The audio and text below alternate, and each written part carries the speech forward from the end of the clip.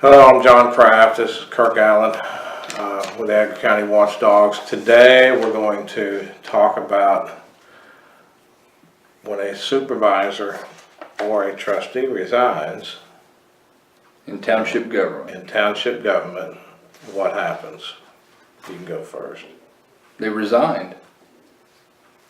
So when they put in a resignation and or it's accepted, they're resigned, and contrary to what was stated at that meeting where they accepted a resignation, the person is no longer on the board. Once that's accepted, he's out of there. Yeah, the lawyer tried to say that since he was still in the room, then they still had a quorum present so they could continue with their meeting, even though they had already accepted his resignation. So a township government board includes the 4 trustees and the supervisor, which is 5 people. Correct. So it's a 5-person board, and the Open Meetings Act, when they talk about a quorum,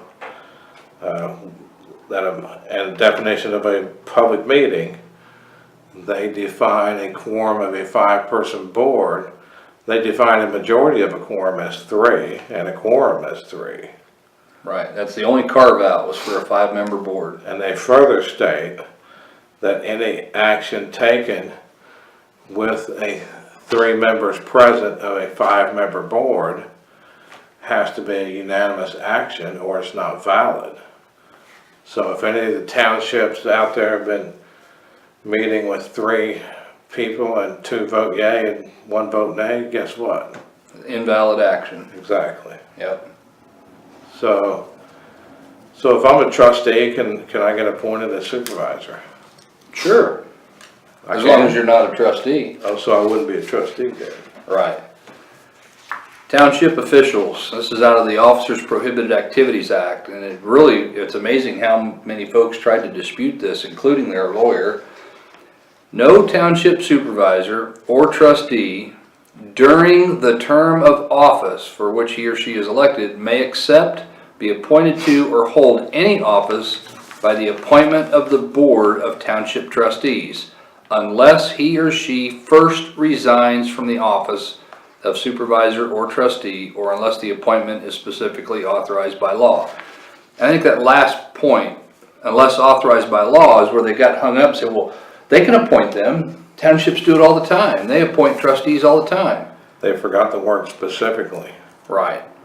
And the appointment of those trustees and other examples, they always resigned before they took the appointment to supervisor. So I could show up to a meeting, resign, then the other people could vote me as supervisor. No, they have to accept the resignation. Oh. In the township code, it outlines acceptance of the resignation. Once they've done that, then the seat becomes vacant. So that's why other examples we looked at, township governments recently within the past 3 or 4 years that have appointed a supervisor, their agenda shows accept resignation of trustee so-and-so or clerk so-and-so, and then the next item is appoint whoever it was as supervisor. And the law goes on to point out any appointment in violation of this section is void. So in the case of DuPage Township, had they elected the guy or appointed him to be supervisor, the law says it's void.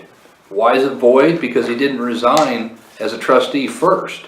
He has to resign first. And what was it that the lawyer was trying to, or maybe it was somebody in the meeting was saying. It's a de facto resignation? Yeah. No, it isn't.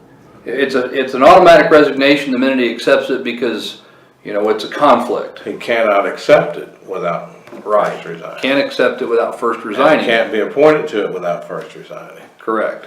Okay, well, he can be appointed, he just doesn't have to accept it. Wrong answer. That was another argument.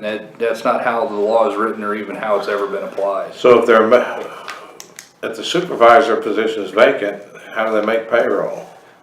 They don't. How do they pay electric bills? They don't pay anybody. The seat is vacant.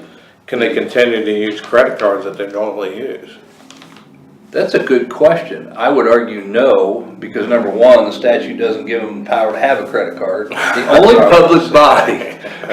only public body we've ever seen where the law gives them the power to have a credit card is a Community College Act. That's the only one. And that's only to the trustees if they request one. Correct. But back to the issue with the supervisor, they're the treasurer and they're the entity, that's the person that's bonded. And they're the only ones allowed to write checks or to sign checks. Nobody else can sign a check in township government. We tried to fix that, was it last 2 years in a row now? Yeah, And township officials of Illinois have, for whatever reason, not supported that legislation to fix that. I don't understand that, but this isn't the first time they've had that problem where a supervisor resigns and then people don't get paid because you don't have anybody there to sign checks. now one of the trustees obtained a written signed opinion from her attorney about the payment